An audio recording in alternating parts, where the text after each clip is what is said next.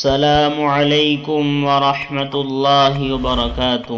آج کی ویڈیو دو باتوں پر مشتمل ہے، ایک اہم مسئلہ اور ایک اسلامی کیلنڈر۔ مسئلہ کیا ہے؟ مسئلہ کیا فرماتے ہیں علماء دین و مفتیان شرع متین مسئلہ ذیل کے بارے میں؟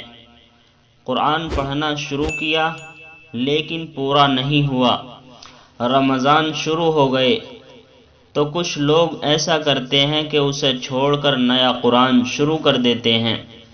کیا ان کا ایسا کرنا صحیح ہے یا نہیں؟ اور کہتے ہیں کہ رمضان کا قرآن شروع کر رہے ہیں، اس کے بعد میں پہلے قرآن کو پورا کر لیں گے۔ کیا ان کا ایسا کرنا صحیح ہے؟ جواب: جو قرآن پہلے سے چل رہا ہے اسے روکنا نہیں چاہیے، اسے مکمل کرنے کے بعد دوسرا قرآن شروع کرنا چاہیے۔